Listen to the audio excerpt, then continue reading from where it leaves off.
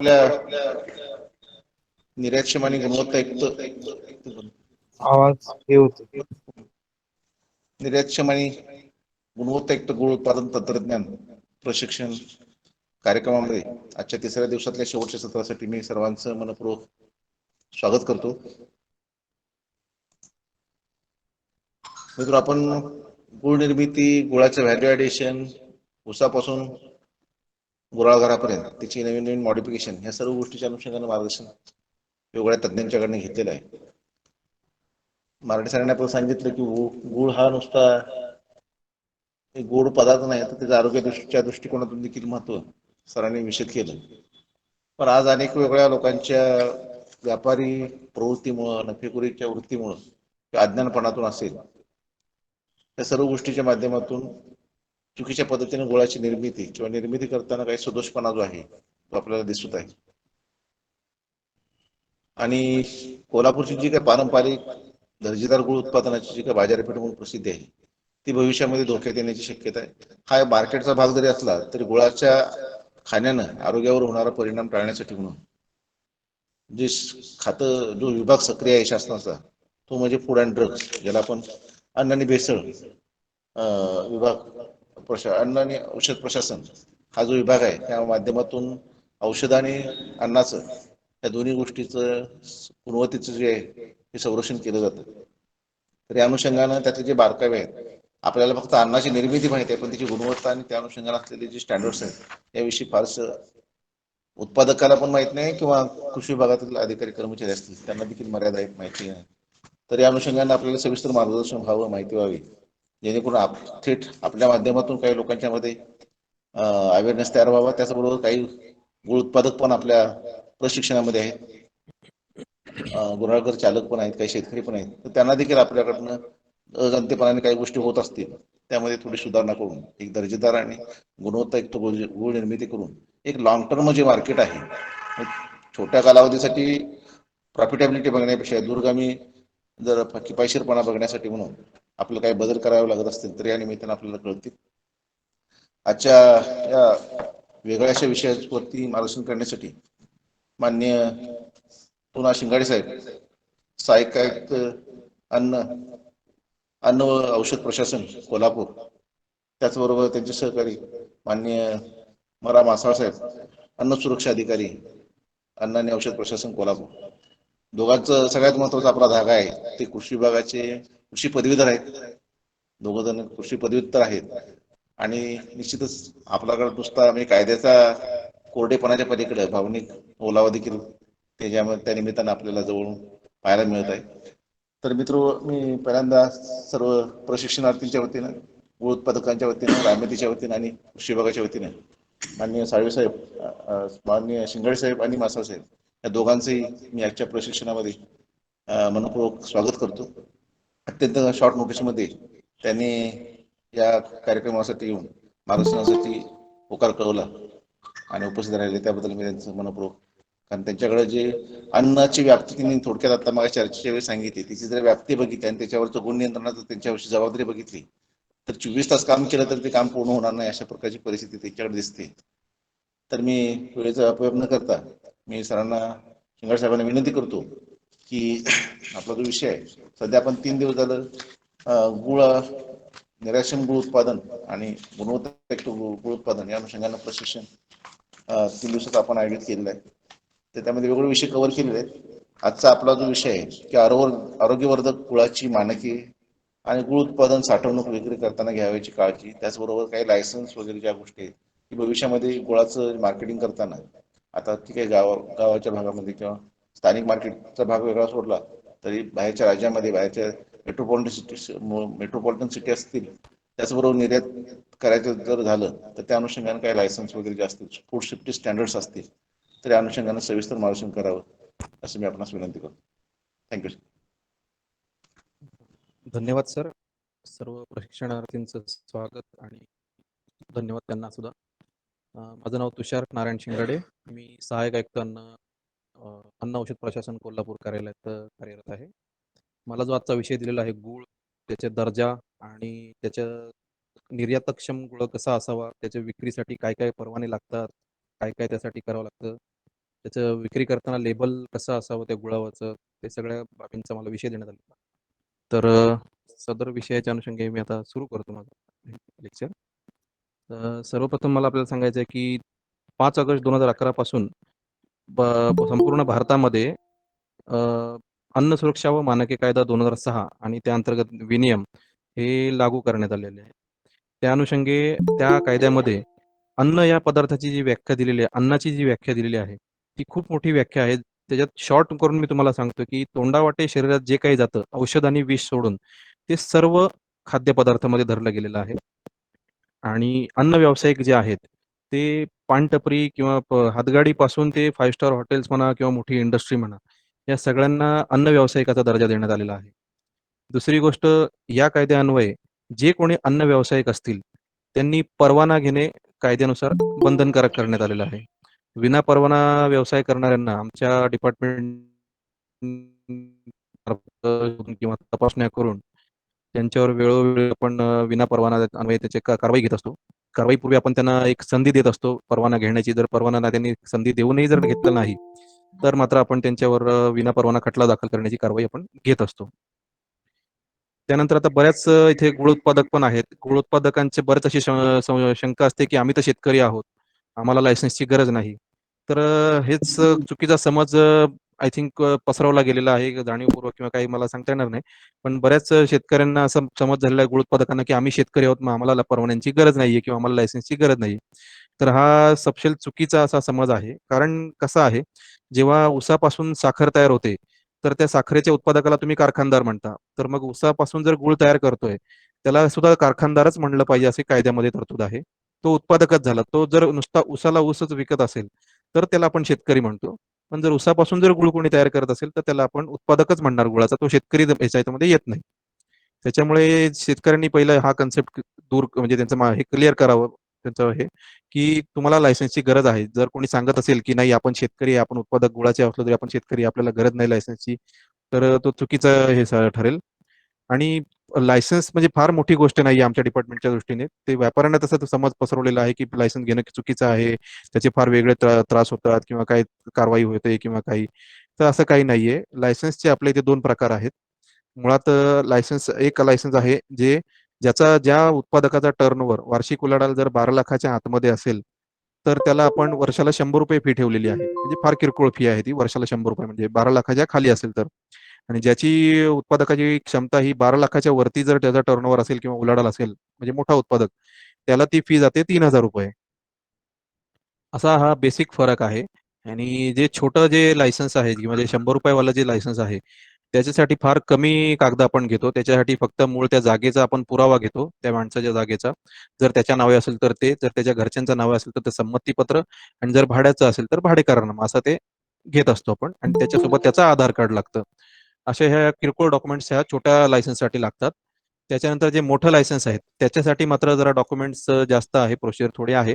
पण ते होऊ शकते, किरकोळ आहे ते म्हणजे आमच्या दृष्टीने ते किरकोळच आहे. त्याच्यामध्ये सुरुवातीला येतं तुम्हाला तिथं तुमच्या जागेचा नकाशा काढावा लागतो. जागेच्या नकाशामध्ये तुम्ही दाखवायचं पूर्व, पश्चिम, उत्तर, दक्षिण काय आहे, किती बाय कितीची जागा आहे, त्या जागेमध्ये तुमचं प्रोडक्शन कुठे होणार आहे, स्टोरेज कुठे असणार आहे, प्रोसेसिंग कुठे चालणार आहे, सगळं तुम्हाला ते दाखवावं लागतं. हाताने साध्या कागदावर पट्टी पेन्सिल घेऊन जरी नकाशा काढून तो हे केला तरी चालतो. त्याला फार मोठ्या इंजिनिअरची आवश्यकता नाहीये. त्याच्यानंतर तिथे लागतं आपल्याला लिस्ट ऑफ मशिनरी. तर आता लिस्ट ऑफ मशिनरी म्हणजे आता गूळ तयार करण्यासाठी तुम्ही जे काही मशिनरी वापरता, म्हणजे थोडक्यात ते ज्युसर असेल तुमच्याकडे किंवा ते हे सगळं गूळ गरम करण्यासाठी जे काय वापरत असाल, पॅन वापरत असाल किंवा भट्टी असेल, जे काय असेल तुमची जी काही मशिनरी आहे त्याची एक यादी तयार करायची आणि त्याची कॅपॅसिटी लिहायची त्या मशीनची, किती लिटर किंवा किती किलोमध्ये ते हे करू शकता. ही झाली दुसरी गोष्ट. तिसरी महत्वाची गोष्ट लागते लायसन्ससाठी, ती लागते त्याचं तुमचं आधार कार्ड. ज्याच्या नावाने लायसन्स काढायचं त्याचं आधार कार्ड लागतं. त्याच्यानंतर लागतं लिस्ट ऑफ प्रॉडक्ट. तुम्ही जे काही हे करणार आहात, उत्पादन करणार आहात, कोणी काकवी बनवतं, कोणी गूळ बनवतं, कोणी गूळ पावडर बनवतं. हे जे काही तुम्ही प्रॉडक्ट तयार करणार आहात, त्याची एक यादी तिथे अपलोड करावी लागते ऑनलाईनमध्ये.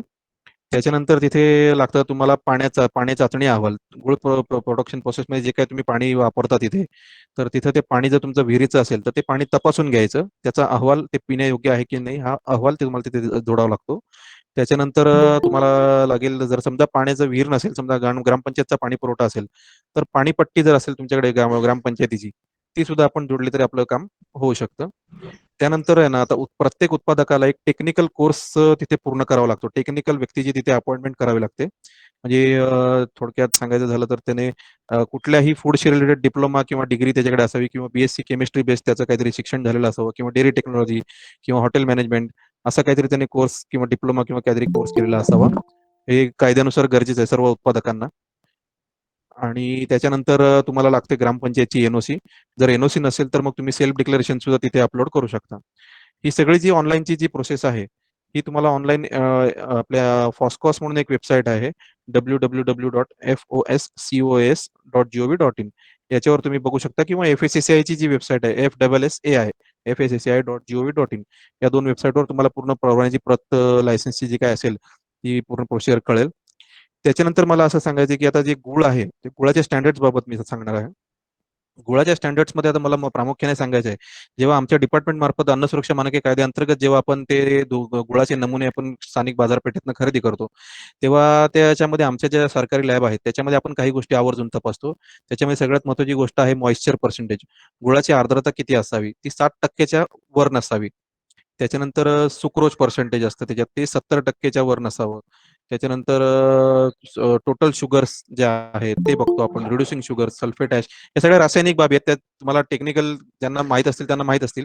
पण ज्यांना माहीत नाही त्यांनी सुद्धा काय फार बाऊ करण्याची आवश्यकता नाही. नॉर्मल आहेत या सगळ्या गोष्टी. या जनरली असतातच. त्याच्यानंतर दुसरी गोष्ट महत्त्वाची असं म्हणजे मला सांगायचं की त्याच्यामध्ये कुठलाही कलर अलाउड नाही. आता बरेचसे जे गुळ उत्पादक आहेत, हे कलर टाकून तो गुळ आकर्षक असतो, ग्राहकाची डिमांड असते. पांढरा किंवा नारंगी रंगाचा गुळ डिमांडमध्ये असतो. पण ते चुकीचं आहे. वास्तविक कलर अलाउड नाहीये कायद्यानुसार. कलर जर आला त्याच्यामध्ये तर आम्ही त्याच्यामध्ये दंडात्मक कारवाई करतो. तो दंड जवळजवळ लाख रुपयांच्या पटीत आहे. त्याच्यानंतर मला पुढचं असं सांगायचं आहे की जे आता तुम्ही जे नॉर्मल गुळ उत्पादक आहेत, ते गुळामध्ये हे वापरतात, आपला सोडा वापरतायत किंवा हायड्रस पावडर वापरली जाते सर्रास किंवा साखर आता बरेचसे असं म्हणजे भेसळीची आम्ही प्रकरणं पाहिली ज्याच्यामध्ये साखरेचा गुळ तयार करतायत लोक किंवा जे कन्फेक्शनरी ज्या गोळ्या असतात, ज्या एक्सपायर झालेल्या गोळ्या असतात मार्केटमधनं खरेदी करून त्या कन्फेक्शनरीच्या त्या गोळ्या घेऊन ते त्याच्यापासून गुळ तयार करण्याचे प्रकार आम्ही उघडकीस आणलेले आहेत. तर हे सगळं चुकीचं आहे. जसं वापरणं अलाउड नाहीये कायद्याच्या नुसार. हां, तुम्हाला जर चांगल्यात चांगला गुळ बनवायचा असेल तर तुम्ही भेंडी पावडर वगैरे जी आहे ती वापरू शकता. त्यानंतर तुम्ही खाण्याचा सोडा जो आहे फूड ग्रेड क्वालिटीचा तो वापरू शकता. असं प्रकार आहेत त्याच्यामध्ये. फक्त ते भेसळ कायद्यानुसार जी आहे ती अलाउड नाही आपल्या ह्याच्यामध्ये. तर हे झालं गुळाच्या गुणवत्तेबाबत. तिसरं हां, भेसळ कसं असतं, भेसळ गुळामध्ये तेच की कलर जो आहे, कलर लोक टाकून आकर्षक बनवतात. त्याचे ब्रँड व्हॅल्यू वाढते म्हणा किंवा त्याचं ते आकर्षक दिसल्यामुळे सेल जास्त होतो. यासाठीच भेसळ मॅक्झिमम त्याच्यामध्ये केली जाते. भेसळ म्हणजे जो नॉर्मल जो गुळ आहे तुम्ही जर विदाऊट कलर किंवा विदाऊट हायड्रस पावडर जर केला तर तो काळ्या रंगाचा असतो. तो आयुर्वेदिक असतो. तसा तो चांगला असतो तसा खाण्यासाठी. पण ग्राहकांची जी आज पहिली पसंती जी असते ते चकाचक जे पिवळं दिसतं ते सोनं असतं असं लोकांची मानसिकता झालेली आहे. त्याच्यामुळे लोकांची डिमांडही तशीच आहे आणि आता आपल्या मी कोल्हापूर बाजारपेठेचा विचार केला. कोल्हापूरमधला मॅक्झिमम गुळ हा गुजरात साईडला जातो असं मला समजलं. त्या गुजरातमध्ये ती डिमांड आहे की हायड्रस पावडर वापरलेला किंवा ते पांढरा किंवा नारंगी रंगाचा गुळ. त्याच्यामुळे बरेचसे उत्पादक जे आहेत ते हे कलर किंवा हायड्रस पावडर वगैरे वापरून तयार करतात. पण मला सगळ्यांच्या सांगण्याची विनंती आहे की तुम्ही असं काही करू नका. तुम्हाला जे बाकीचे जे पर्याय सांगितले मी सोडियम बायकार्बोनेट खाण्याचा सोडा फूड ग्रेड क्वालिटीचा तो म्हणा किंवा भेंडी पावडर आहे ते वापरू शकता तुम्ही. किंवा ज्या ऊसाच्या काही जाती आलेल्या आहेत की ज्या नैसर्गिकदृष्ट्या चांगल्या प्रकारे गुळ रंग ते देतात गुळाला, त्या जाती तुम्ही ऊसाचे वापरून ते हे करू शकता. तर हे मला एक तुम्हाला सगळ्यांना विनंतीपूर्वक सांगणं आहे. दुसरी गोष्ट जेव्हा तुमचा गुळ मार्केटमध्ये जेव्हा तुम्हाला सेल करायचा असतो उत्पादकांना, आता बरेचसे गुळ उत्पादक पण आहेत किंवा काही व्यापारी पण आहेत इथे. तर गुळ विक्री करताना तो लेबल जे तुम्ही लावता त्याच्यावर, त्या लेबलवर काय काय गोष्टी असायला पाहिजेत हे मला तुम्हाला सांगायचे आहेत. किंवा एक जनरल ग्राहक म्हणून जेव्हा तुम्ही एखादी गोष्ट तुम्ही सुद्धा कुठलीही गोष्ट बाजारात जेव्हा खरेदी करायला जाता, तर त्या पाकिटावर काय काय गोष्टी असल्या पाहिजेत हे पण आता मी तुम्हाला सांगतो. त्याच्यामध्ये सगळ्यात पहिलं तुमचं तिथे तुम्हाला उत्पादकाचा पत्ता तुम्हाला तिथे टाकायला पाहिजे, असायला पाहिजे. उत्पादकाचा पूर्ण पत्ता पिनकोड सह तिथे टाकायला पाहिजे. त्याच्यानंतर तुम्हाला तिथे टाकावा लागतो तुम्हाला जो लायसन्स नंबर मंजूर झालेला आहे FSSAI, तो नंबर तिथे टाकावा लागतो आणि FSSAIचा लोगो असतो तो त्या लेबलवर असायलाच पाहिजे. हे मॅन्डेटरी झालेलं आहे कायद्याने. आता बऱ्याचशा ज्यांना मोठे व्यापारी आहेत त्यांना माहिती आहे की विदाऊट लायसन्स नंबर तुम्हाला मार्केटमध्ये तो सेलच करता येत नाही. तर तो लेबलवर तुमचा तो लायसन्स नंबर असायला पाहिजे. दुसरी गोष्ट घटक पदार्थांची यादी तिथे तुम्हाला लेबलवर मेन्शन करावी लागते की तो गुळ तुम्ही कशा कशापासून बनवलाय, त्याच्यात काय काय वापरलाय. ती यादी तुम्हाला तिथे हे करावं लागते, लेबलवर मेन्शन करावी लागते. त्याच्यानंतर असते न्यूट्रिशनल फॅक्ट्स. त्या गुळामध्ये काय काय आहेत न्यूट्रिशनल फॅक्ट्स आहेत, जे प्रोटीन, कार्बोहायड्रेट्स, हे सगळं कॅलरीज किती आहेत, कसं आहे ते तुम्हाला तिथे तपासून ते तुम्हाला तिथे लेबलवर तुमच्या यायला पाहिजे. त्याच्यानंतर सगळ्यात महत्त्वाचा असतो तो वेज लोगो. ग्रीन कलरचा छोटा गोल टिपका असतो. जर हे असेल, नॉनव्हेज जर मांसाहारी जर पदार्थ असेल तर त्याच्यावर लाल रंगाचा टिपका असतो, आणि जर शाकाहारी पदार्थ असेल तर त्याच्यावर हिरव्या रंगाचा टिपका असतो. हे सर्वांनी लक्षात घ्या. हे तुमच्या म्हणजे वैयक्तिक, इथं गुळ सोडून इतरही तुम्हाला खाद्यपदार्थांमध्ये या सगळ्या बाबी तुम्हाला बघू शकता तुम्ही, कारण तुम्ही सुद्धा ग्राहक आहात. तुम्ही जनरली बाजारामध्ये कुठे तुमची स्वतःची खरेदी करण्यासाठी जाता, त्याचमुळे ह्या सगळ्या गोष्टी तुम्ही त्याच्या बाकीच्या पदार्थांवरही तुम्ही बघू शकता, की समजा उत्पादकाचं नाव, पत्ता आहे की नाही, त्या पदार्थाचं नाव, घटक पदार्थांची यादी, त्याच्यानंतर veg logo, non veg logo जर काय असेल त्या पदार्थानुसार तो बघायचा. त्याच्यानंतर त्याच्यात काय एक्स्ट्रा ॲडिटिव्हज काय टाकले असतील, केमिकल्स टाकले असतील, तर ते केमिकल्स काय आहेत ते मेन्शन करायला पाहिजे, तुम्ही त्या लेबलवर मेन्शन करायला पाहिजे. तर या सगळ्या बाबी आहेत, मी लेबल ह्याच्यात करताना छापायला पाहिजेत. तर हे झालं लेबलच्या बाबतीत. त्याच्यानंतर परवाना नंबर तिथे टाकावा लागतो. त्याच्यानंतर लॉट नंबर असतात, लॉट नंबर तुम्हाला टाकावा लागतो उत्पादकांनी. लॉट नंबर, त्याची उत्पादन तिथी टाकायला लागते, उत्पादनची तारीख, आणि बेस्ट बिफोर डेट, तो गुळ किती महिने, किती वर्ष तुम्ही वापरणार आहात ते तुम्हाला टाकायला हवं त्याच्यामध्ये, लेबलवर. त्यासोबतच त्याच्यामध्ये जर इम्पोर्टेड काही पदार्थ तुम्ही जर त्याच्यात टाकणार असाल, किंवा काही असेल तुमच्याकडे इम्पोर्टेड खाद्यपदार्थ असतील, तर तो कुठल्या कंट्रीमधनं इम्पोर्ट केला गेलेला आहे ते तुम्हाला तिथे मेन्शन करावं लागतं. तर या सर्व बाबी करूनच तुम्ही मार्केटमध्ये तो गुळ पॅकिंग करून, आकर्षक पॅकिंग करून तो विकू शकता कायद्यानुसार. विदाऊट पॅकिंग करता उत्पादकाला तो गुळ विकायची परवानगी नाहीये कायद्यानुसार. त्याच्यामध्ये आपण जर असे लेबलमधल्या तरतुदीसाठी आपण जर आपल्याला असं काही लेबल कॉन्ट्रोवर्शन आढळलं तर त्याच्यामध्ये दंडात्मक कारवाई आहे. आणि एफडीएचे जे अधिकारी आहेत, अन्न औषध प्रशासनाचे अन्न औषध अन्न सुरक्षा अधिकारी, हे नियमित आपण मार्केटमधून नमुने घेत असतो, किराणा दुकानामधून किंवा मार्केट यार्डातून किंवा इतर ठिकाणाहून. ते नमुने आपण शासकीय प्रयोगशाळेला पाठवत असतो तपासणीला. त्याच्यात जर असे काही भेसळ आली, हानिकारक भेसळ आली, तर त्याच्यामध्ये कोर्टाच्या कारवाईचा अनुषंगाने आपण खटला दाखल करतो. आणि जर काही सबस्टँडर्ड म्हणजे कमी दर्जाचा जर काही ते गुळ आला आढळला, किंवा त्याच्यात किरकोळ भेसळ जर आढळली, तर त्याच्यासाठी दंडात्मक कारवाई आहे. त्याच्यामध्ये दंड हा 2 लाखापर्यंतचा दंड आहे त्याला. तर या सर्व बाबी मला आज आपल्याला सांगायच्या होत्या. त्या अनुषंगाने अजून जर आपल्याला जर काही शंका असतील, काही प्रश्न असतील तर आपण विचारू शकता.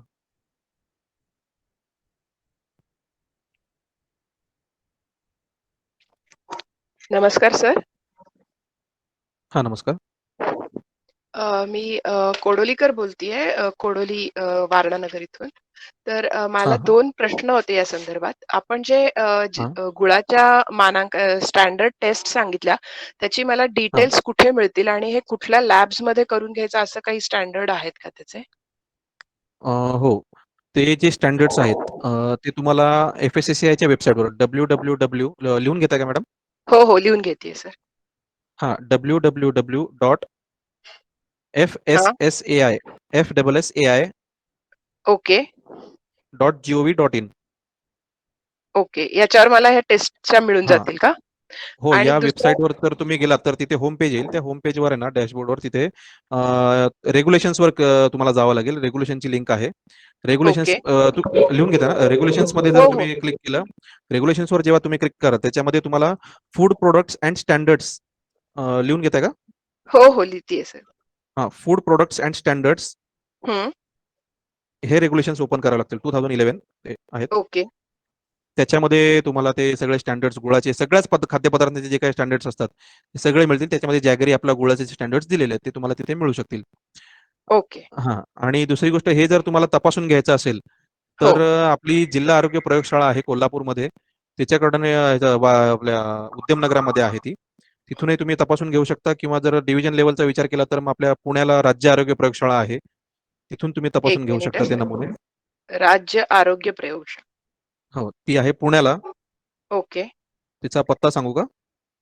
नाही, मी शोधेन सर नेटवर. काही चालेल, चालेल. आणि मग जिल्हा आरोग्य प्रयोगशाळा पण आहे आपली.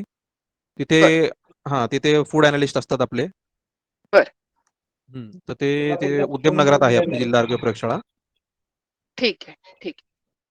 खर्च काय तुझा?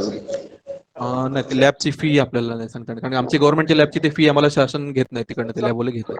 त्यांना प्रायव्हेट काही तपास असेल तर तुम्हाला तिकडे जाऊन ती फी भरावी लागते. त्यानुसार मग तो हे तपासून बरं, घेतात. बरं.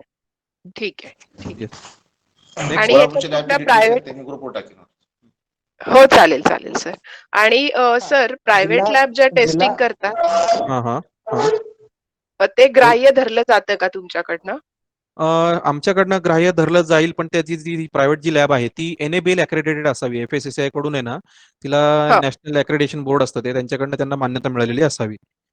ओके, तर अशा ओके. लॅब राज्यामध्ये प्रायव्हेट आहेत, पण आपल्या कोल्हापूरमध्ये नाहीये. आपल्याला पुण्यात वगैरे आहेत अवेलेबल. पुण्यात आहेत, नवी मुंबईत आहेत, मुंबईत आहेत. हो, ओके. हां, कोल्हापूरमध्ये आपल्या इथे NABL अक्रेडिटेड लॅब नाहीये.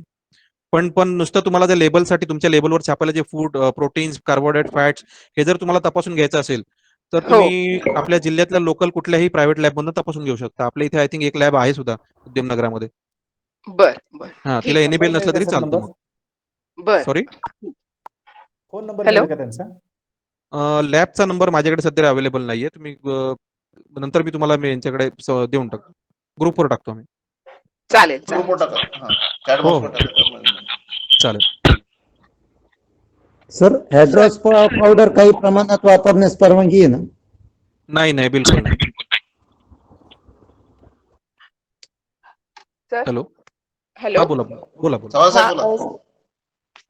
काय मॅडम? तुम्ही म्हणालात की भेंडी पावडर किंवा फूड ग्रेड सोडा हे चालू शकतं. तर होय. ह्याचे काही स्टँडर्ड्स आहेत का?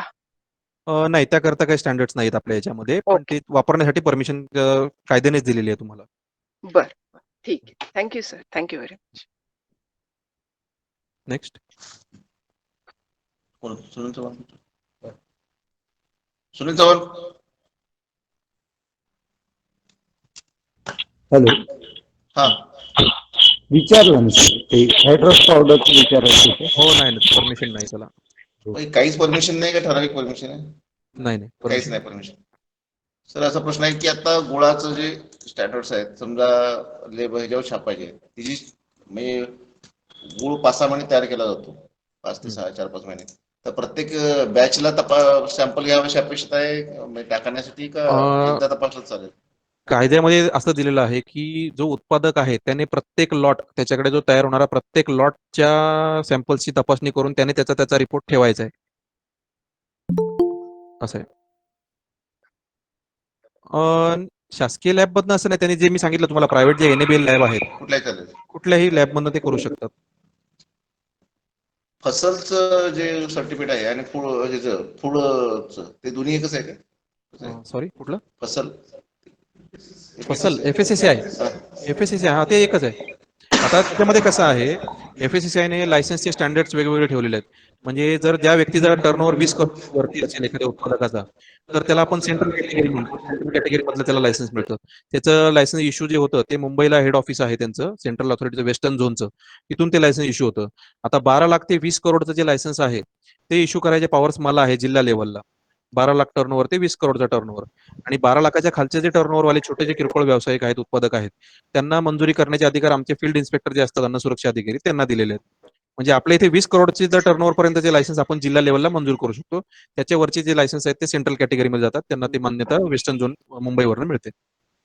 मार्केट म्हणजे स्थानिक मार्केट हॅलो? आहे, म्हणजे देशांतर्गत मार्केट आणि एक्सपोर्ट मार्केट, या दोन्हीसाठी वेगळे काही लायसन्स लागतात का? कसं आहे, काय परिस्थिती? नाही, नाही. हे एकच लायसन्स तुम्ही भारतभर वापरू शकता. इथून तुम्ही उत्पादकाचं लायसन्स घेतलं आपल्या कोल्हापूर ऑफिसकडनं तरी त्या लायसन्सवर तुम्ही पूर्ण ऑल ओव्हर इंडिया कुठेही सेल करू शकता.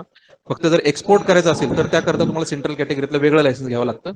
पण एक्सपोर्टर आपल्या इथे फार नसल्यातच आहेत नाही नाही, पण जवळजवळ. समजा एखाद्याला एक्सपोर्ट, आता फार्म शेतकरी उत्पादक कंपन्या तयार व्हायला, त्या अनुषंगाने जर काही एक्सपोर्टचं एखाद्या जर गुळासाठी काही लायसन्स काढायचं म्हटलं, तर त्याला कोणाकडचं लायसन्स काढावं लागतं?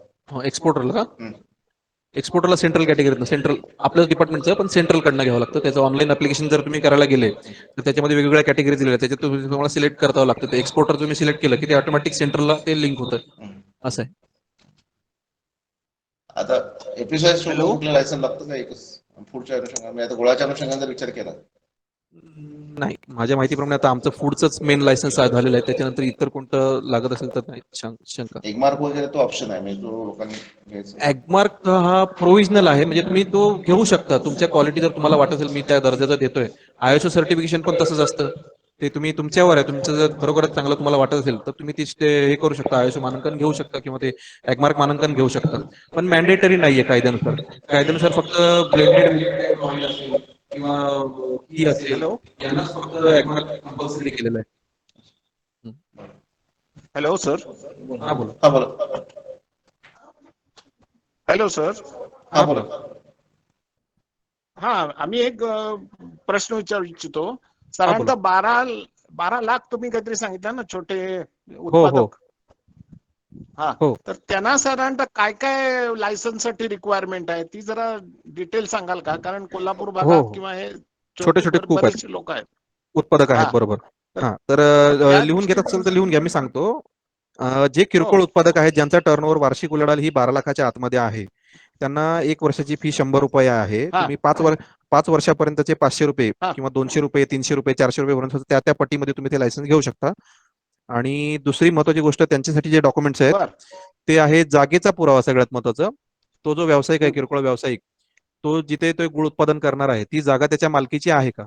जर मालकीची असेल तर त्याच्या नावाचं हे लागेल, लाईट बिल किंवा बर त्याचं असेसमेंट किंवा जे काय असेल ते. नाही जर जागा जर त्याच्या घरातल्या कोणाच्या नाही सर, दुसऱ्याच्या नावावर बऱ्याचशा असेल. वेळा काय होतं की हा. नाही सर, असं आहे की बऱ्याचशा वेळा असं होतं की ऊस आमचा असतो, हा. आम्ही गुराळ घरात नेतो आणि गुळ बनवतो. ओके. दुसऱ्याच्या. तर अशा वेळेला काय? हा हो, सांगतो. त्याच्यात पण आता मला पण ते पण आहे, ते पण सांगायचं आहे. आता बरेचसे शेतकरी हा काय करतात की हा स्वतःचा ऊस असतो शेतातला, ते दुसऱ्या उत्पादकाकडनं तयार करतात करेक्ट. आणि स्वतःच्या ब्रँडने विकतात. हा बरोबर, तुम्ही तुमच्या ब्रँडने हा विकणार.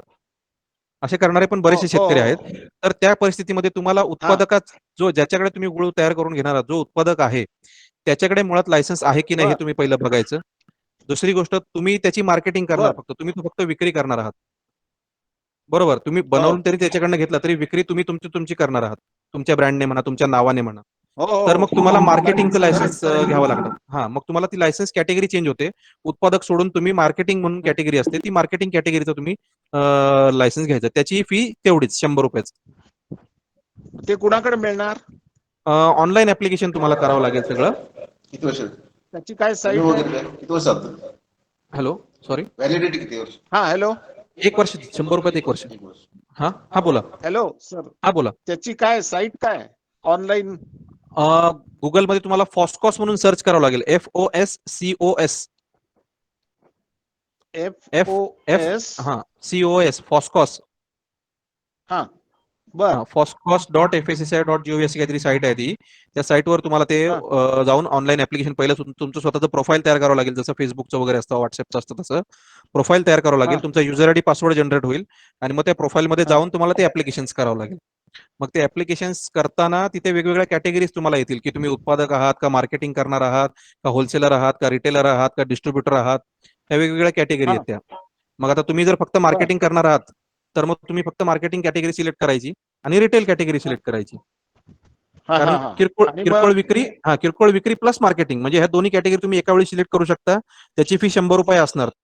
जर टर्नओव्हर 12 लाखाच्या खाली असेल तर 100 रुपये असणार. आणि जो कोणी उत्पादक असेल, जो कोणी तुमचा उत्पादक असेल त्याच्याकडे फक्त लायसन्स आहे की नाही आमच्या डिपार्टमेंटचं तेवढं फक्त तुम्ही खात्री करून घ्यायची आहे. आणि जे तुम्ही हा पॅकिंग करणार आहात, शेवटी पॅकिंग करून जर तुम्ही विकणार हा आहात तर हा हा त्याच्यावर तुमच्या दोघांचे पत्ते येणार. उत्पादक म्हणून ज्याने उत्पादन केलंय त्याचा सुद्धा येणार आणि मार्केटिंग बर तुम्ही तुमच्या नावाने करतात, तुमच्या ब्रँडने करतात म्हणून तुमचा बर सुद्धा मार्केटिंग म्हणून तुमचा पत्ता येणार. म्हणजे त्या लेबलवर दोघांचेही पत्ते येणार. बर. आम्हाला जरा सर तुमचा मोबाईल नंबर मिळेल का? म्हणजे हो, सगळ्यांसाठी कधी देतो. हा 7506 लिहून घ्या सगळ्यांनी असेल. हा 7506 हा 3737 3737 61. 61. साधारणतः काय तुमचं ऑफिसचं टाइम असतं वगैरे, कॉन्टॅक्ट कुठल्या वेळेला आम्ही ऑफिस करावं जरा शासकीय सांगितलं शासकीय तर बरं ऑफिस होईल. जसे ज्या टाइम मध्ये त्याच टाइम मध्ये असतो आमचं ऑफिस. तुम्हाला हवं असेल तर मी माझ्या ऑफिसचाही 10 नंबर ते देऊन 5 ठेवतो. नाही असू दे 10 ते 5 मध्ये आम्ही संपर्क करतो तुम्हाला काय असेल हो. तर. आणि आमच्या ऑफिसचाही नंबर देऊन ठेवतो तुम्हाला. हो येस. हॅलो, ऑफिसचा नंबर हा लिहून घ्या. सांगा 02331 सॉरी 023 12 02312. हा हा 0231 हा आहे, सॉरी ते 0231 आहे. 264 0231 कोड. हा कोड झाला आपला कोल्हापूरचा. आणि पुढचा नंबर आहे 264 हा 1091. 1091. हा 2641091. ओके ओके सर, थँक्यू हा ऑफिसचा थँक्यू नंबर आहे. थँक्यू. सर हा हम्म. हा नमस्कार चालेल. सर. मगाशी तुम्ही उत्पादकाच्या संदर्भात लायसन्सच्या संदर्भातली माहिती सांगत होता. हो हो. ती जरा पुन्हा एकदा सांगा की. नेमकी काय सर आपल्याला अपेक्षित जागेचा आहे? पुरावा. हा हा हा हा तर उत्पादकासाठी लायसन काढत असताना ते हो हो, अर्धवट जर राहिलं. किरकोळ उत्पादक असेल, किरकोळ उत्पादकासाठी आपण फक्त जागेचा पुरावा बघतो. जर त्याची जागा जर स्वतःच्या नावावर असेल उत्पादकाच्या, तर त्याचं असेसमेंट टॅक्स पावती किंवा त्याचं सातबारा किंवा त्याचं लाईट बिल जे काय असेल ते लागेल.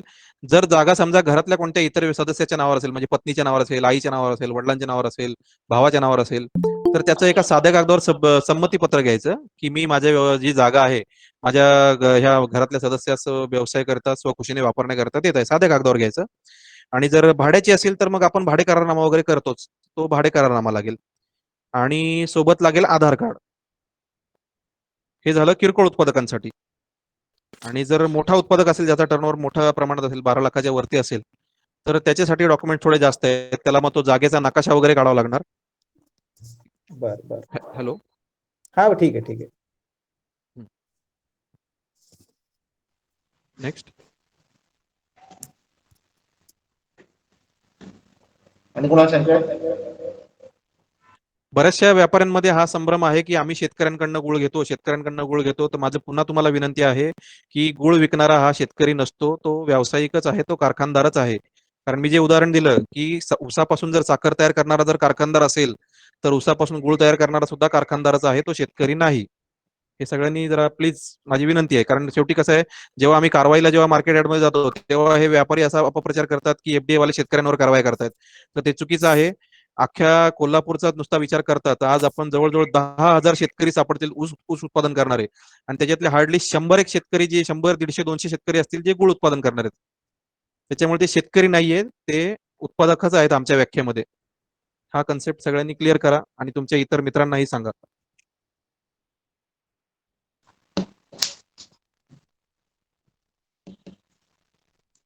आता गुळ जो उत्पादन होतो, हा. तो आता शेतकऱ्याकडून जो विक्री होतो, तो ऍज इट इज रवा तसा ऍज इट इज होतो, त्याला पॅकिंग काही नसतं. तर विदाऊट पॅकिंग आपण प्रोडक्ट विकू शकतो का, किंवा काय त्यावरती काय नेमकं पॅकिंग विदाऊट पॅकिंग नाही. काय परिस्थिती? सर तुमचा प्रश्न योग्य आहे, फक्त मी तुम्हाला तीच विनंती करतो, तुम्ही त्या गुळ उत्पादकाला शेतकरी म्हणताय, तो शेतकरी नाहीये, तो व्यावसायिक आहे. जे उत्पादक जे पण उत्पादन करतो तो कुठला हो हो. खेळात टाचणी मग त्याने करणारा बी तो तेवढाच उद्योजक हा झाला आणि मर्सिडीज करणारा पण तोच उद्योजक झाला. बरोबर. नाही आता त्याच्यामध्ये बरोबर, त्याच्यामध्ये कन्सेप्ट मला फक्त असा मला हे एवढंच क्लिअर आहे. म्हणायचं काय की नेकेड उत्पादन आहे, म्हणजे ऍज इट इज गुळाचे रवे जे आपल्याकडनं विकले जातात हम्म. ते ऍज इट इज असतात, म्हणजे त्याला कुठलं पॅकेजिंग नसतं किंवा बरोबर बरोबर. पॅकेजिंगचं बंधनकारक आहे किंवा नाही, किंवा काय परिस्थिती आहे त्याची? पॅकेजिंग कसं असतात, आपण जनरली पाहिलं असेल, गुळाचं जर पॅकेजिंग असेल, आता हे शेतकरी, पहिली गोष्ट एक दुसरा कन्सेप्ट क्लिअर करतो. काही शेतकरी काय करतात, गुळ तयार करतात. शेतकरी म्हणजे उत्पादक गुळ तयार करतात आणि ते मार्केट यार्डमध्ये आणतात, तिथे त्यांचा लिलाव वगैरे होतो आणि ते मोठे व्यापारी ते परचेस करतात. आता हे मोठे व्यापारी काय करतात, बल्कमध्ये परचेस करतात. आता ते जनरली एका खोक्यामध्ये 5-5 किलोचं एक खोकं असतं जनरली. एक किलोच्या गुळाची ढेप असते आणि 5 किलोचं ते एक खोकं तयार करतात. आता त्या खोक्यावर तरी ऍटलिस्ट त्यांनी ते उत्पादकाचं नाव, पत्ता, त्याचं उत्पादन तिथी, बेस बिफोर डेट लिहिणं अपेक्षित आहे कायद्यानुसार. पण जनरली आपल्या इथे कोणी फॉलो करत नाही. दुसरी गोष्ट, जर समजा मार्केटिंग, काही व्यापारी काय करतात, उत्पादकाकडनं गुळ तयार करून घेतात आणि त्याला सांगतात मला ह्या क्वालिटीचा गुळ पाहिजे, मला असा तयार करून पाहिजे, तसा तयार करून पाहिजे. व्यापाऱ्याच्या डिमांडनुसार तो जो उत्पादक आहे तो गुळ तयार करतो. पण मोस्टली व्यापारी अपप्रचार काय करतात की शेतकरी म्हणजे तो उत्पादकच त्याच्यामध्ये हायड्रस पावडर टाकतोय किंवा कलर टाकतोय. तसं नसतं. जी डिमांड असते त्यानुसार तो प्रोडक्शन होतं. शेवटी जे खपतं ते विकलं, म्हणजे जे विकलं जातं तेच खपतं, असं हे आहे.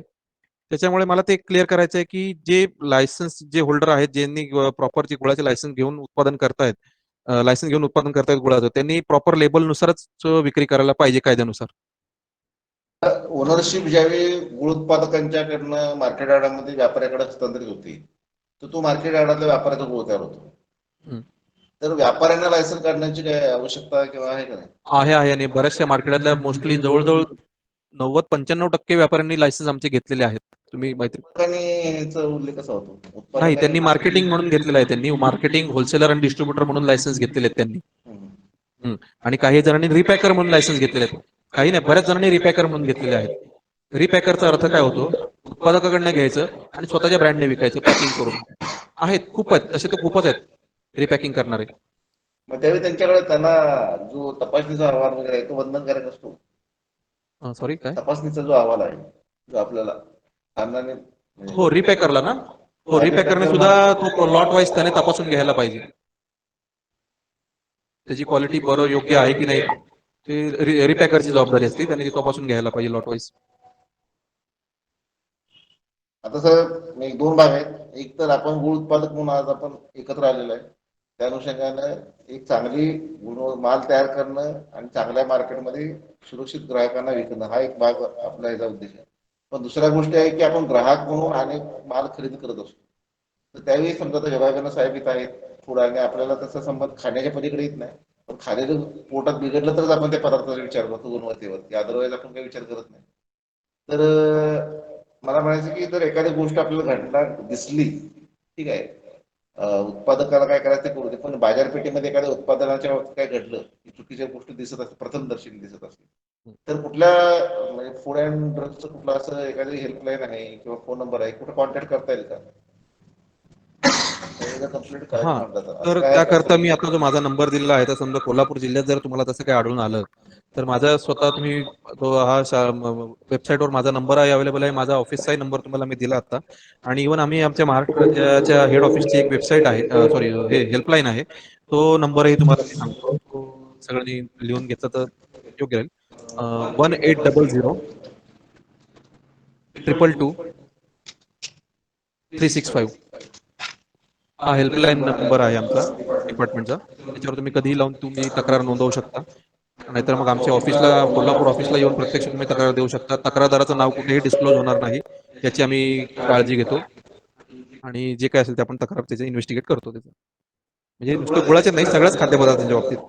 कोणत्या बाजू प्रथमदर्शी निदर्शनास येतात की बाबा हे असं असं आहे की त्या पण तुम्हाला नाही, वाटतं? जनरली आमच्याकडे ज्या तक्रारी येतात त्या, हा, त्याच जनरली आमच्याकडे ज्या तक्रारी येतात ना, ते तेच येतात की बऱ्याच वेळेला काय होतं, की एखादं किराणा दुकान असेल किंवा एखादं स्वीट मार्ट असेल, त्याच्यामध्ये हजारो आयटम त्यांनी एकाच वेळेला साठवलेले असतात.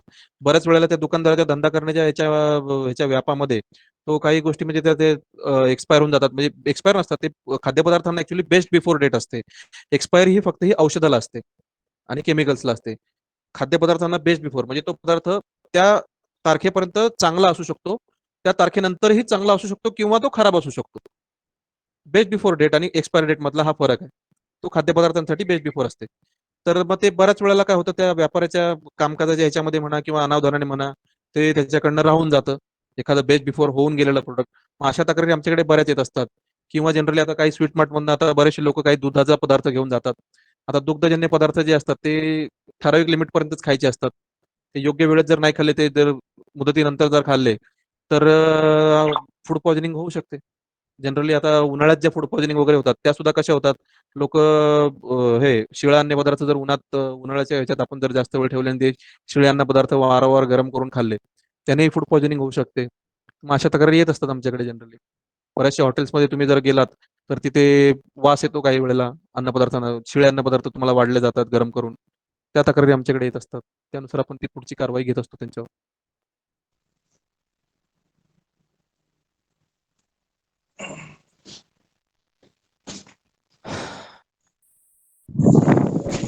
सर अजून हॅलो, हा बोला. आता मार्केटिंग जर म्हटलं तर आता गुळाला जर लेबल लावले व्यापाऱ्याने तर 90 ते हा हा 80 रुपयाचे लावतात.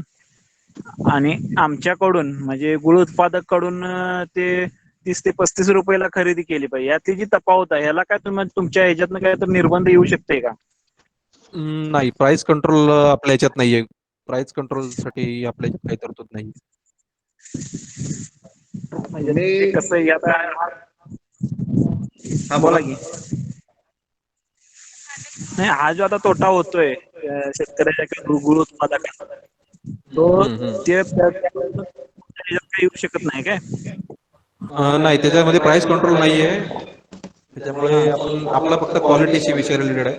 आता बरेचसे जे हे आहेत आपले गुळ हे तो जे व्यापारी आहेत मोठे मोठे, हे तेच अपप्रचार करतात की उत्पादकाकडनं 30 रुपयाने गुळ घेतात आणि बाहेर 90 आणि 80, 120, 150 रुपयापर्यंत गुळ विकणारे लोक आहेत. हो. त्याच्यामध्ये फायदा तर होतच नाही उत्पादकाला. म्हणून तर मग आमचं मॅक्झिमम म्हणणं आहे की उत्पादकानेच पुढे येऊन स्वतःचं ब्रँडिंग करावं सरळ सरळ. मग ते कसं करण्यासाठी काय अडचण आहे? पैशाची आणि ह्याची हमी कोण देऊ शकणार? नाही त्याचं काय सांगता येणार नाही. दोन भाग आहेत. एक तर गुणवत्ता जो आहे, गुणवत्तेच्या अनुषंगाने फूड अँड ड्रग काम करतं. कसं आणि शेतकरी वजन मापाच्या बाबतीत आहे ते वजनमाप विभाग आहे. लक्षात आलं? पैशाच्या बाबतीत जो आहे हा व्यवसायाचा भाग आहे. त्यामध्ये मुख्य लॅक्युना जो आहे तो आपण आयसोलेट प्रत्येक व्यक्तिगत लेवलला आपण व्यापाऱ्याशी डील करतो. त्यामुळे डिलिंग कॅपॅसिटी आपल्याकडे नसते. म्हणजे एक माणूस शेतकरी जो आहे, समजा 10 बॅगा जर खताच्या नाही गेल्या तर त्याला डिलिंग, किंवा 2 कीटकनाशकाच्या बाटल्या घेतल्या आणि काहीतरी घेतलं तर त्याला डिलिंग पॉवर राहणार नाही. पण 100 शेतकऱ्यांनी एकत्र येऊन जर 10 टनाची गाडी घ्यायची म्हटलं त्याची डिलिंग कॅपॅसिटी होते. 100 बाटल्या जर घ्यायचं म्हटलं कीटकनाशकाची तर डिलिंग कॅपॅसिटी होते.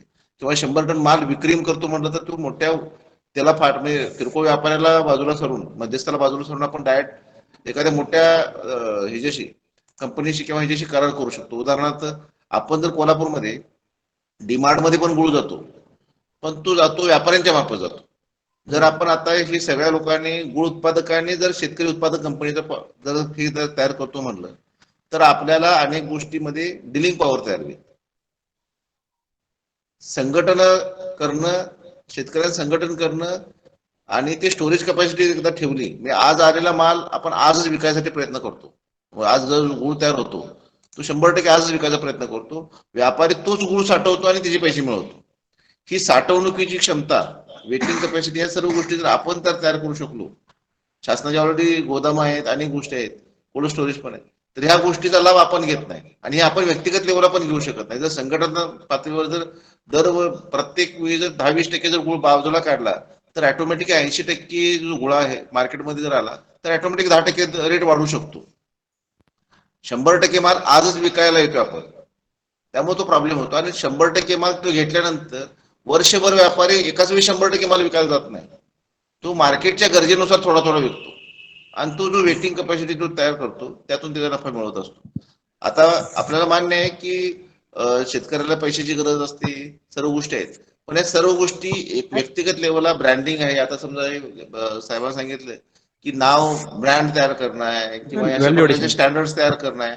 अशा पद्धतीचा गुणवत्तायुक्त माल ज्यावेळी थेट मार्केटमध्ये जाईल किंवा डीमार्टच्या माध्यमातून, एकदा मोठे मोठे साखळे येतात त्या माध्यमातून जाईल, तेव्हा आपण मध्यस्थाची साखळी तर बाजूला जाईलच, पण 4 पैसे ज्यादा आपल्याला मिळणाऱ्या ग्राहकाच्या समोर डायरेक्ट जाता येऊ शकतं. पण हे सगळे प्रयत्न, जसं की आज सह्याद्रीचा आहे किंवा अनेक ठिकाणी जो मॉडेल तयार झाले, त्यामध्ये जो मेन प्रॉब्लेम आहे किंवा मेन यशोगाथा जे आहे ही संघटन आणि डिलिंग पॉवर. त्यामुळे रेटचा प्रश्न हा त्यांच्यावर येणार नाही. रेट म्हणजे गुणवत्ता जी मालाची आहे ती फूड अँड ड्रग, वजनाच्या बाबतीत प्रॉब्लेम असेल तर ते वजन मापी विभाग वेगळा आहे. या दोन्हीच्या बाबतीत रेटचा भाग आहे तो आपल्यालाच हे करावा लागेल. आणि गुळाला मुळात आधारभूत किंमत नसल्यामुळे त्याचा भाव ठरवण्याचा अधिकार शेतकऱ्याला नाहीये, हे दुर्दैव आहे आपल्या इथे. आणि दुसरी गोष्ट, वजन मापे जे बघतं ते फक्त एमआरपी नुसार बघतं. एमआरपीच्या जर वर विकत असेल तर वजन मापे कारवाई करतं. हा बोला मॅडम. मी कोडोलीकर बोलतेय. माझा बोला. प्रश्न असा होता सर, की साठवणुकीच्या गुळाच्या साठवणुकीच्या बाबतीत काही रेग्युलेशन्स किंवा काही हे आहेत का? आणि ड्युरेशन वाईज त्याच्यात काही चेंजेस होतात का? नाही, साठवण्यासाठी असे स्पेसिफिक असे काही रेग्युलेशन्स नाही आहेत. फक्त ते साठवणूक कशी असावी, म्हणजे ते आमच्या कायद्यामध्ये काही नॉर्म्स दिलेले आहेत. म्हणजे एखादं उत्पादनाचं युनिट कसं असावं, साठवणुकीचं कसं असावं, किराणा दुकान कसं असावं, हॉटेल कसं असावं, त्याचबरोबर ते गोडाऊन कसं असावं, त्याबद्दल आमच्या इथे काही असे नॉर्म्स आहेत. आमचे शेड्यूल 4 म्हणून आहे आमच्या कायद्यामध्ये. त्याच्यानुसार ती जागा हवेशीर असावी. साठवणूक करताना व्यापाऱ्याने किंवा त्या विक्रेत्याने ते जमिनीपासून एक 15 सेंटीमीटर वर पॅलेटवर ठेवावं त्याचं. त्याच्यानंतर ते भिंतीपासून एक 15-20 सेंटीमीटर थोडं चिटकून अंतरावर ठेवावं, म्हणजे चिटकून ठेवू नये. असं थोडेफार ते रेग्युलेशन्स आहेत. किंवा ती जागा जी आहे ती स्वच्छ असावी, जाळी जळमट लागलेली नसावी, त्याच्या व्हेंटिलेशन चांगलं असावं त्या जागेचं. आणि तिथे जे अन्नपदार्थ हाताळणारी जी लोक आहेत त्यांना कोणता संसर्गजन्य रोग नसावा, त्वचा रोग म्हणा, HIV म्हणा, किंवा आता हे कोविड आहे समजा, असे कोणते संसर्गजन्य रोग नसावे त्याला, TB वगैरे. ओके. हे मला हं. कुठल्या साइटवर वगैरे मिळतील सर? सेम मगाशी तुम्हाला जी वेबसाईट सांगितली ना, त्याच्यामध्ये ओके. वेगवेगळ्या लिंक आहेत. ॲक्ट म्हणून आहे, रेग्युलेशन्स म्हणून आहे, रूल्स म्हणून आहे. त्यातल्या रेग्युलेशन्सची जी लिंक आहे, त्याच्यामध्ये तुम्हाला तुमच्या बऱ्याच प्रश्नांची उत्तरं मिळू शकतात.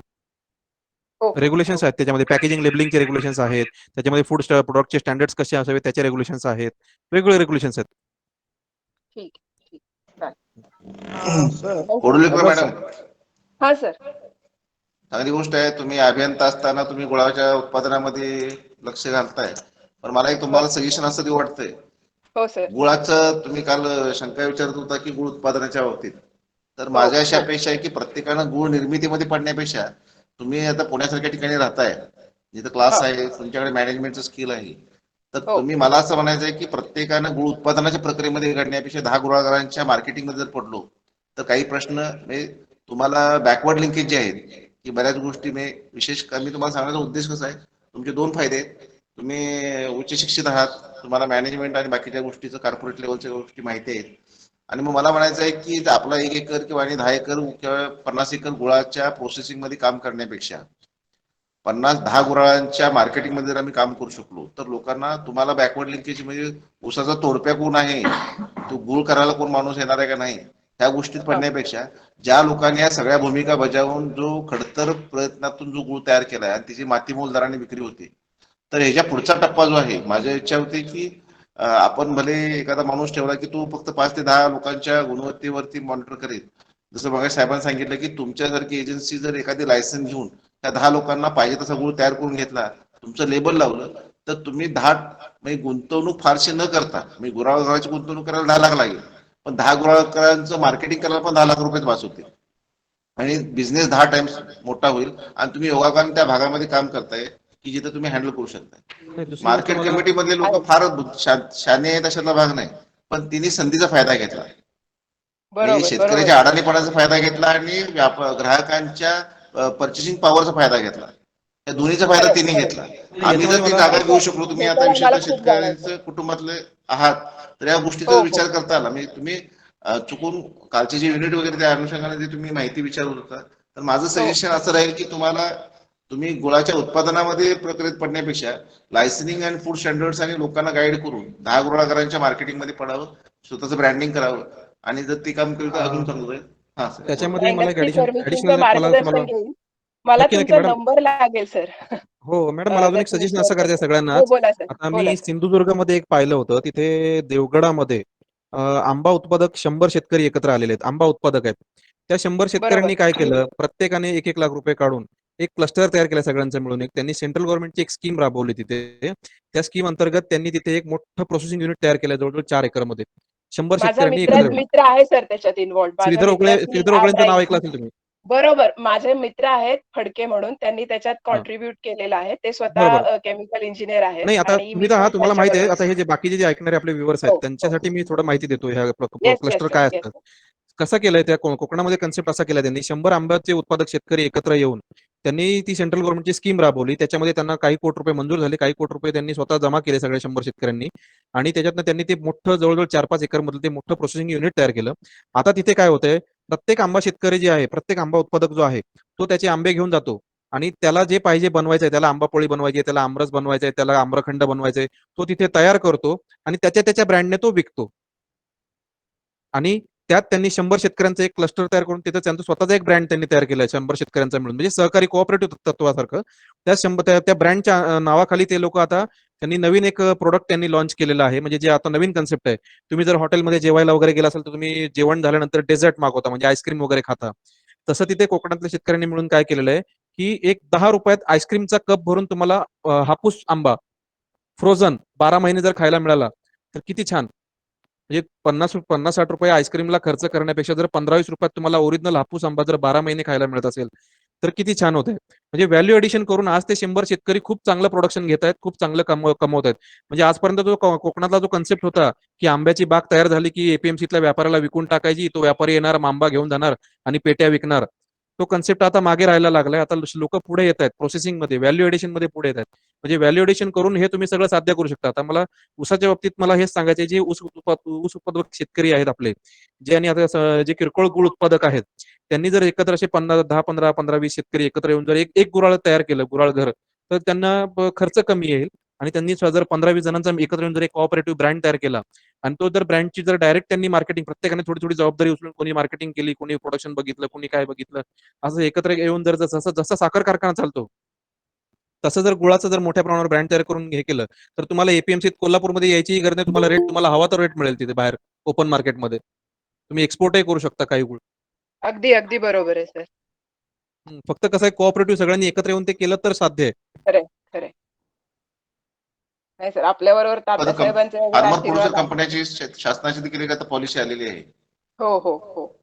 तर ह्यामध्ये फक्त दोन्ही भाग, आपण जो माणूस ग्राउंड लेवलची रियालिटी पण माहित आहे आणि मार्केटचं पण, मेट्रोपॉलिटन सिटी मधलं मार्केट ग्राहकांचं स्टेटस पण माहित आहे.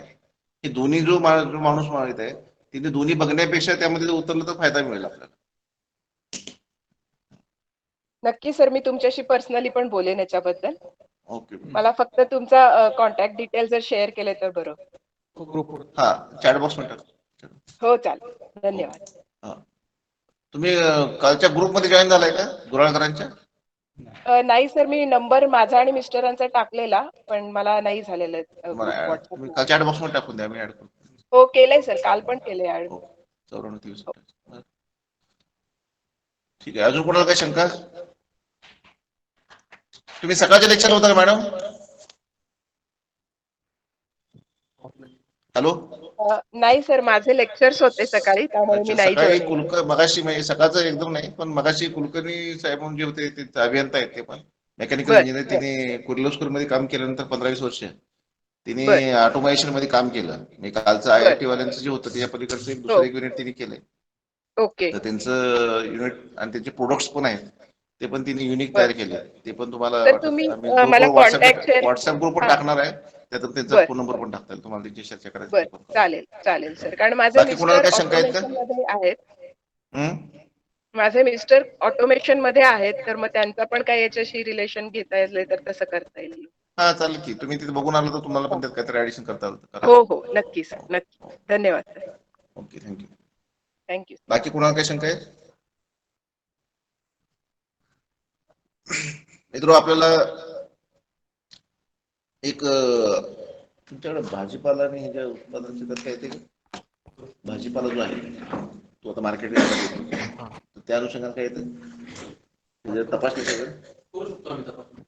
पण त्याच्यामध्ये पेस्टिसाइड वगैरे तपासण्याची जी लॅब आहे ती आपल्याकडे नाही. आपल्याकडे आम्ही ते पुण्याला जी आपली आहे टेस्टिंग लॅब, तिकडे पाठवतो. पण ते फार रेअर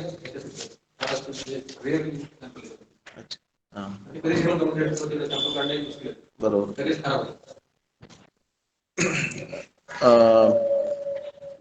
मित्र, गेल्या 3 दिवसापासून आपलं प्रशिक्षण सुरू आहे.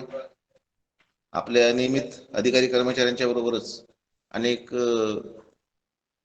गुळ उत्पादक आहेत, काही इंटरेस्ट ग्रुप आहेत, इंटरेस्टेड व्यक्ती आहेत.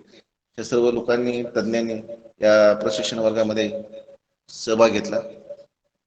आजच्या नुकत्याच झालेल्या प्रशिक्षण कार्यक्रमामध्ये माननीय शिंगाडे साहेबांनी, त्यांच्यासोबत मासाळ साहेब आहेत, तर यांनी फूड अँड ड्रग्स हा विषय ऍक्च्युली फक्त आपल्याला वाटतं की लेज किंवा पार्ले किंवा बाकीचं बिस्किट आणि काही गोष्टी आहेत, म्हणजे आपण ग्राहक म्हणूनच फक्त अपेक्षा ठेवतो, पण उत्पादक म्हणून कुठल्या प्रकारची त्यामध्ये जबाबदारी कृषी विभाग इन द सेन्स उत्पादक, शेतकरी उत्पादक म्हणून आपण पाळत नाही.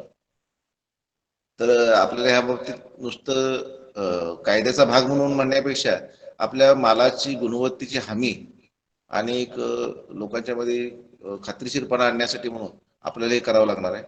म्हणजे चांगलेपणा आहे, पण चांगलेपणा फक्त प्रमाणित करून घ्यायचा आहे तो आपल्याकडे. तर तो जर केला तर आपल्याला निश्चितपणे 2 पैसे मिळवण्यासाठी पण होईल आणि बाजारपेठेमध्ये टिकाव धरून ठेवण्यासाठी पण होणार आहे. त्यासाठी आपल्याला सर्वांनी जे आता गुळ उत्पादक भागामध्ये काम करणारे अधिकारी कर्मचारी आहेत आणि काही गुराळकर, या सर्वांनीच या पहिल्या टप्प्यामध्ये जर आपण अवेअरनेस केला आणि काही लोकांनी जर आपण लायसन काढून जर अशा पद्धतीचं जर काम केलं, एक प्रोडक्ट आहे की नुसताच मोकळा नेकेड गुळ आहे आणि दुसरा आहे की ज्याला पॅकिंग केलेलं आहे, त्याच्यावर स्टँडर्ड लिहिलेले आहे, त्याच्यामध्ये FSSAI लायसन घेतलेलं आहे, तर ऑटोमॅटिक कुठलाही ग्राहक 2 पैसे म्हणजे 50 रुपयाचा गुळ 55 रुपये घ्यायला निश्चित तयार होऊ शकेल. आणि शक्यतो आपल्या नावावरच उत्पादन आता विकायसाठी आपण प्रयत्नशील राहणं आवश्यक आहे. कारण आपल्याला माहिती आहे की बटाटा 4 महिने पिकतो, कांदा 3-4 महिने पिकतो. शेतकरी मातीपासून अगदी कांद्याच्या प्रत्येक भागापर्यंत त्याची हाताळणी करण्यामध्ये पूर्ण शक्ती पणाला लावत असतो, पूर्ण कुटुंब राबत असतं. आणि बाजारपेठेमध्ये व्यापारी 2 मिनिटांमध्ये त्याचा पैसा मिळून जातो, गाडीला किंवा त्या कांद्याला हात न लावता देखील. तर ही तिची जी व्यापारीची अवास्तव वृत्ती काही ठिकाणी चांगले व्यापारी पण असतील, पण जी संधीचा फायदा अवास्तव फायदा घेऊन एकीकडं शेतकऱ्याचं पण मातीमोल करायचं आणि एकीकडं ग्राहकांना देखील अवास्तव रेटला विकायचं, हे ज्या गोष्टी जर टाळायच्या असतील तर आपल्यालाच म्हणजे शेतकऱ्यांनी जागरूक होणं आवश्यक आहे. आणि त्याला जागरूक करण्यासाठी आपल्याला कृषी विभाग अधिकारी कर्मचारी असतील, त्याचबरोबर जे काही आपल्याकडे आताचे सहभागी झालेले तज्ज्ञ मंडळी असतील किंवा उत्पादक असतील, यांनी आता सगळ्याच पातळीवर काम करणं आवश्यक आहे.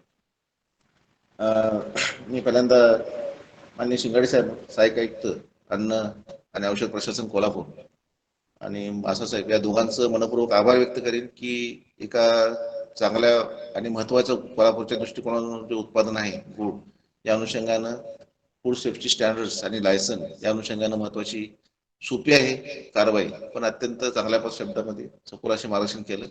आमच्या सर्व लोकांना उपयोगात पडेल अशी माहिती आहे. मी वेळात वेळ काढून सरांनी इथं उपस्थिती दर्शवली, त्याचबरोबर सखोल मार्गदर्शन केलं. त्याबद्दल आपल्या सर्वांच्या वतीनं, रामेतीच्या वतीनं आणि कृषी विभागाच्या वतीनं शिंगाडे साहेबांचे मी मनपूर्वक आभार व्यक्त करतो. धन्यवाद. सर्वांच्या वतीनं लोकांना या प्रशिक्षणाविषयी काय मत व्यक्त करायचं